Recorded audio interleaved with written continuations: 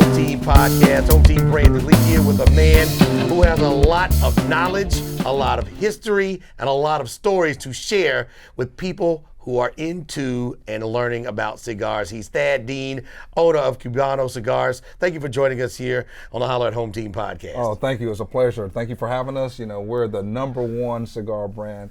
We think that we're the best cigars north of Havana. So great time to be here. I'm still an open palate. I'm still an open canvas. Okay. Let's talk I just about got started into cigars during the pandemic. Okay. I never smoked anything. Black and Miles, Cools, Right. True Blues, Benson and Hedges, menthols, nothing. Some other kind of tobacco products. Never smoked anything. Wow. Until the pandemic. My wife said, hey, why don't you try this? Got me a box with like 7, 8 sticks. Kind of walked my way through it. And it really took me about 18 months to figure out, where my sweet spots are. So having a guy who not only is an expert, but whose family is a big part of the cigar world, very, very thankful to have you in today. Well, awesome. We appreciate it. But here's the thing. Our cigars are about celebrating family. One thing the pandemic taught us is how to slow everything down. Right. And life's changed at that time. People were looking at different ways to relax. You're stuck at home a year or two, and guess what? There's no office. There are no people to talk to. You're running around with your wife, your kids. You needed somewhere to relax. So what we decided to do, and we've been doing this for years, but in terms of a cigar, we have a cigar that celebrates family, gets you away, gives you tranquility, gives you peace. It's just an awesome experience. I'm all about tranquility. We're definitely going to get into that. We could start a million places. Let's start a couple of centuries ago, literally, because your family is a part of cigar and world history if you really look at it from the rooter to the tutor. Tell us about, one, how your family got started, and two, how you got to where you are and your business got to where it is today. Great question. Well, when we started, my great grandfather, he started out in Spain, and he was a cigar roller. That's how he fed the family. And when you think about it, from the 1800s, we went all the way back from Cuba. My family started out in Cuba, and then they came to the United States. He taught 4 sons how to roll cigars. One out of the 4 was the Falcos. The Falcos is my family heritage. This cigar is all about my family heritage, and celebration. So he taught 4 of his sons how to roll cigars. They were called torcedores, master cigar rollers, and they brought that industry to the United States. And as a result, my great-grandfather moved to Ybor City in Tampa, started his family. Then my grandmother, she migrated to Key West, Florida. She wanted to be 90 miles from Cuba, closest to Cuba. So the closer you get to Cuba is Key West. And as a result, she had 7 children. My dad, Thaddeus Thomas Dean Jr., he was her oldest son. And as a result, it passed on to me. But it was a break for about 15, 20, 30 years where no one talked about cigars. And I had a flavor of smoking cigars, but I never understood why. My dad used to always smoke cigars, but I never understood, wait, we have this family heritage that no one talked about. And my wife was very instrumental in pulling this all together. In our retail shop, we have, can you imagine, taking your generation, people talk about the sources where you could go and find your lineage. Right. Well, mine goes from 1800 documented all the way to today, and every stick has my family name on it. So we take it. It's bigger than a cigar. I had a chance to tour the Uncle Nearest distillery up in Tennessee, and the family lineage and having family members, actually living descendants of Nearest Green, be there, also put a walking history on it, and that's how I kind of view you, walking history. What got you into running your business? Because you did not start off, you clearly know how to work the numbers. Absolutely. As a CPA, yes, sir. You certainly had a different course, but then you've gone back and now you are not only running, but taking the family business into the future. What drew you back into the family business? Or was it a calling for you to go back and get into it? Well, I always think about purpose. Okay. At the end of the day, when I went to Bethune-Cookman University, studied accounting. a CPA, did that for 25, almost 30 years, and owned a real estate company, did that. But at the end of the day, something was still calling me that I didn't really understand. And it was, the family heritage. Have you ever gone to like a family reunion? And, my family is huge. And when I go to a family reunion, it's hard to know everyone because people have kids, and other family members. All those aunts and uncles. Right, and, you're trying to follow lineage. Yes. Well, I had to have something bigger than myself. So when you leave here, or you get an opportunity to add to your heritage, because as a people, or as people, as men, we're responsible for pushing that heritage. Because if we don't do it, you're talking from the 1800s, and it died for about almost 20, 30 years. If I didn't do it, it would have ended up being nowhere. No one would have ever known about it. The responsibility that comes with that, what does that do to you if it's not you, if it's not your cousins, and you can do it? Then what? The responsibility of carrying on the tradition and the family name, what does that mean to you? Wow, that's just impactful, because, my family's always been hard workers. And my dad passed in 2019. He was a former Vietnam vet, retired from the fire department. I told him he retired like 5 times, and he always worked. And when you think about it, one of the cigars we have is called the Kokomo. I have this one in my hand. Kokomo was his fireman name. Firemen have names, and they called him Kokomo. And he was the guy, years ago, you used to have a guy with an axe at the fire department. Right. He was the man with the buildings burning. He has an axe. He hits the door, and they run in. But he also was a paratrooper in the army. So he volunteered for Vietnam. He didn't get drafted. Your whole family of guys. Oh well, hey, that's what we do. I tell people all the time, I didn't have to go to the service because I spent 18 years with my dad. They should have gave me a. Well, your dad had all the jobs. Yeah, absolutely. Yeah. I was shining the boots and making up my bed. So I already went to the service. So I think I deserve a check or something. Well, that's a fantastic story, and being a part of a family that really one of the originators of bringing cigars and what it takes to have the cigar tradition to America is certainly something that is very, very impressive, and it'll be a part of it. it's got to make you smile every day that you get to be a part of living history. What's interesting is that I get people come into the cigar brand. We're at the New Black Wall Street in Lithonia, Georgia, an awesome venue. And I have people walk in, and I had a gentleman actually on Saturday. He walks in with his fiance, and he looks at the sign, and we're talking about cigars, and he's like, hey, listen, I always ask, where you from? How did you find us? And the guy says, I'm from Key West. And I'm from Key West. It's like, wow, Key West is like Buckhead. It's like so small, just it. Buckhead, can you imagine just living in Buckhead? Everybody knows each other. I'm like, man, you're not from Key West. I was like, who's your family? And he makes a statement, goes, well, I'm a butler. Well, that's my mother's maiden name.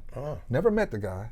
And I get chills. And I'm like, what, butler? And I'm thinking, okay, did he read the story, or is this guy really telling me the truth? And when we started talking and digging a little bit deeper, I go, well, who's your dad? And he says, my dad is Julian Butler. Well, guess what? Julian Butler's grandfather was my grandfather's brother on my mom's side. Y'all are cousins. So we're cousins. But, it's so many of us. He's been in Atlanta for years. And that made my heart melt, because suppose the cigar brand wasn't there.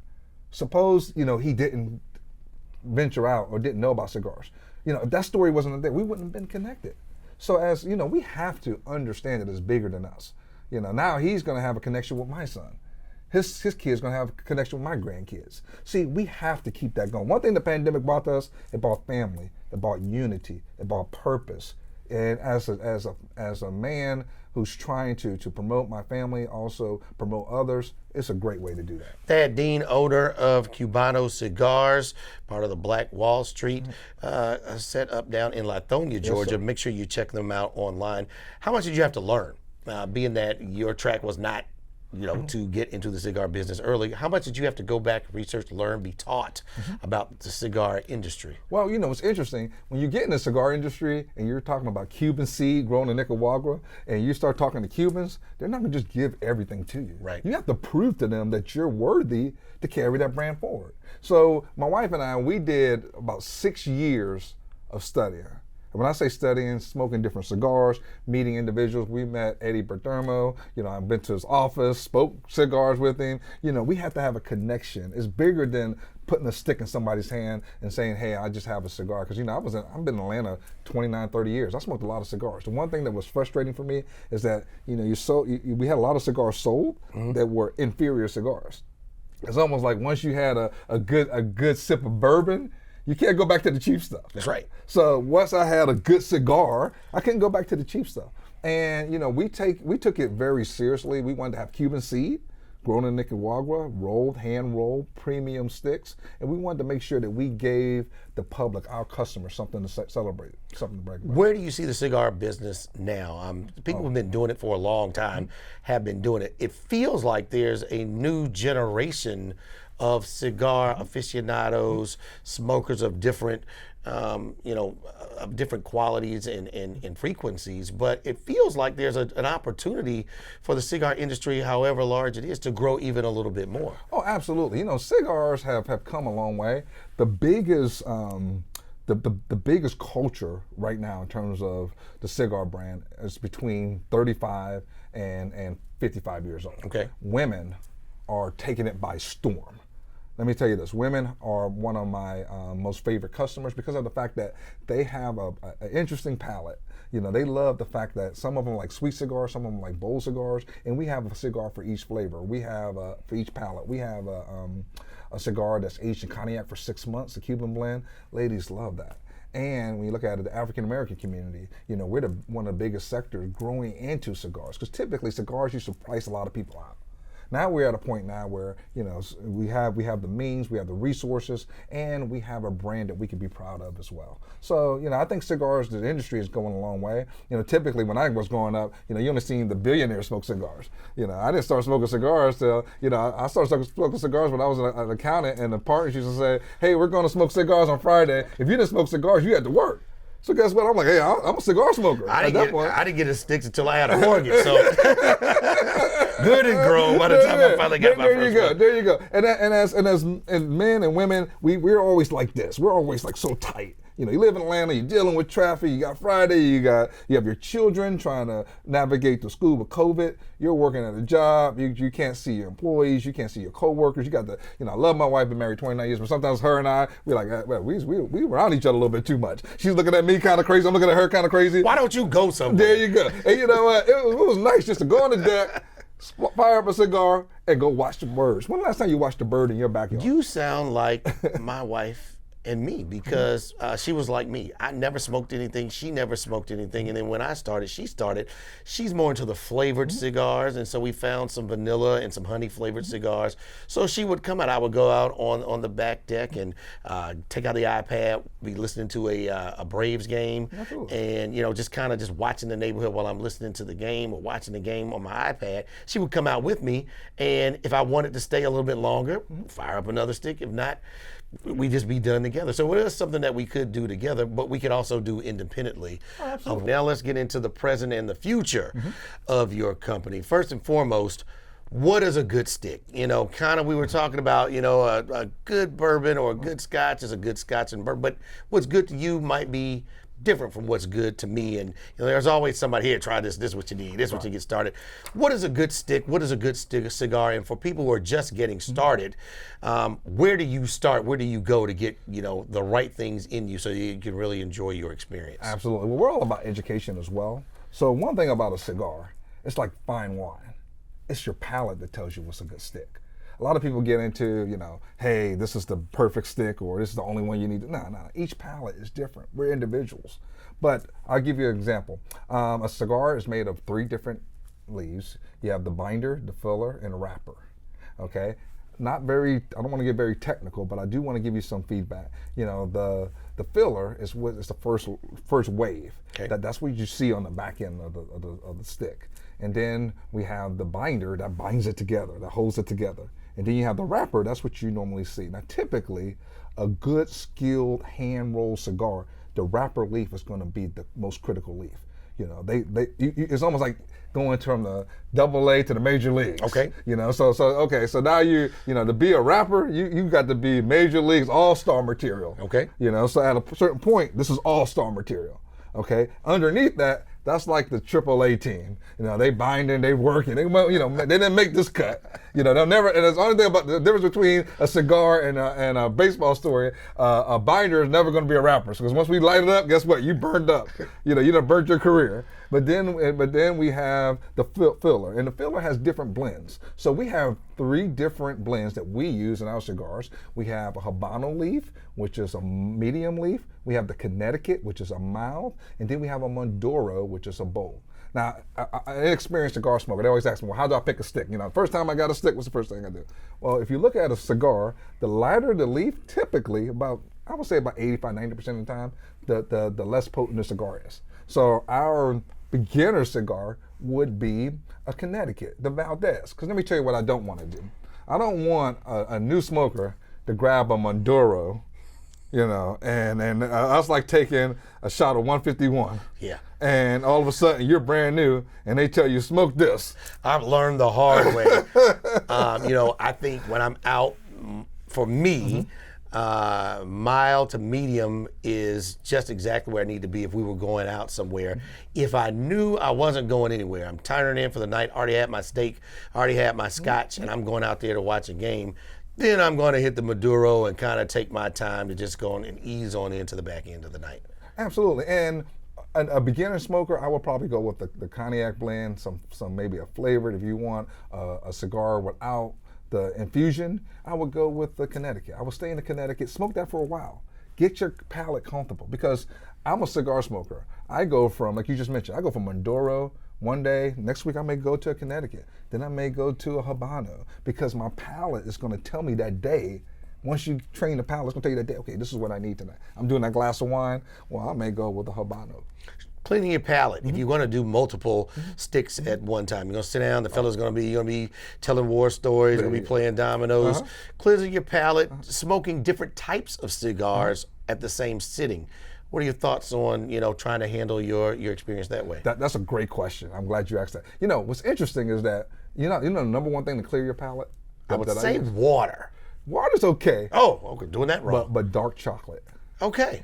Follow it with water. Okay. Chocolate's gonna take all that out of your palate, and you can switch up in some water. But give it at least 5 minutes. Okay. Don't rush into the next stick. Give your palate, take some air in, get that chocolate in you, get your palate clean, and also is a good way to have some extra chocolate as well. How do your cigars differ from name brand cigars that are known that people just are automatic go-tos when they're ready to go make a purchase? Well, what's interesting, I'm a very proud man. I will put my stick up against anybody's stick.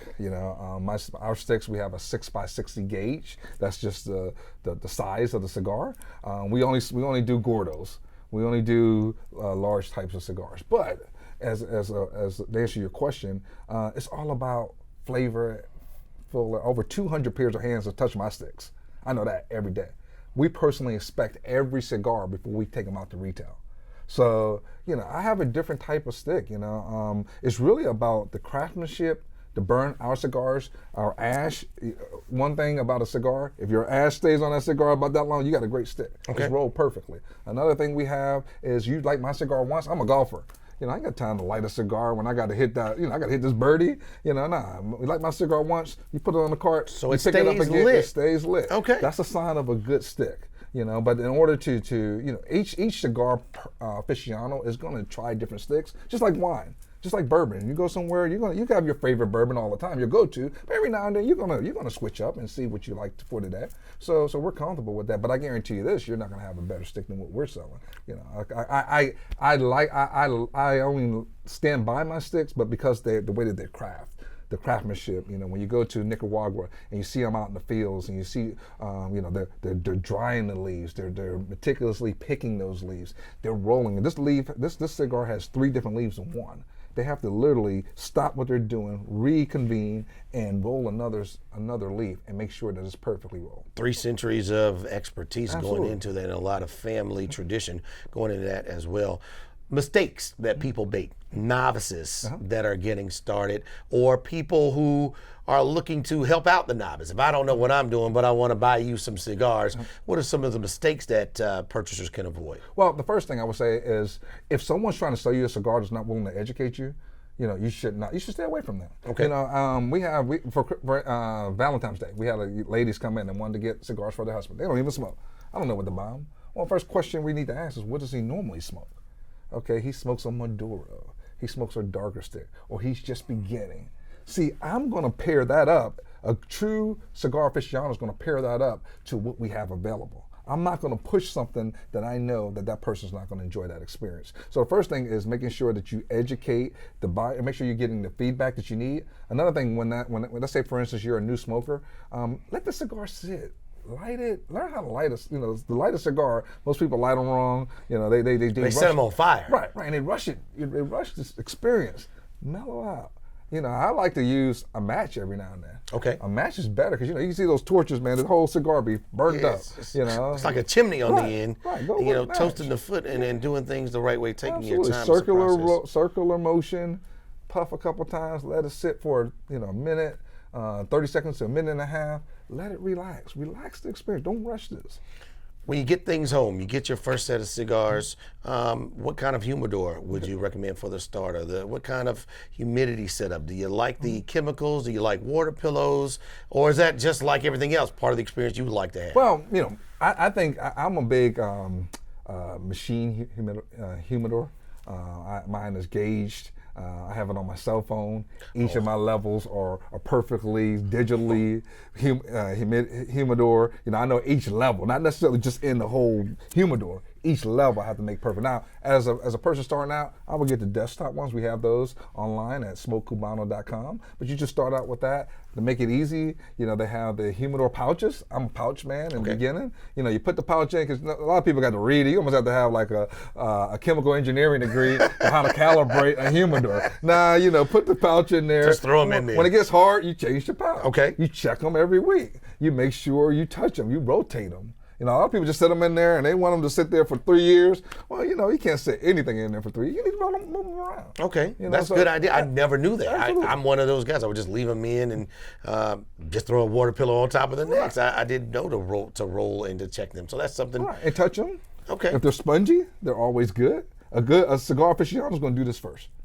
They're going to do this first. They're going to make sure it's spongy. They're going to make sure it has some moisture within it. Getting to where other companies are. How do you do that? Is it stick by stick? Is it order by order? Is it word of mouth? Is there some grand scaling you would like to do with your company? Well, what's interesting, I have a CPA background, and it's always about duplication. Okay. Eventually we'll have franchises. We have our first retail site in the new Black Wall Street, and then we do a huge online order as well. We got started with Harley Davidson. Okay. If you want to figure out if you have a good stick, give a biker a bad stick. They will tell you immediately, as soon as it's lit up. So, we got involved with Harley Davidson. Might bring some of their buddies to tell you they didn't like it either. Absolutely. Because here's the thing. The scariest part about having a new stick, you got 6 bikers that's in the club.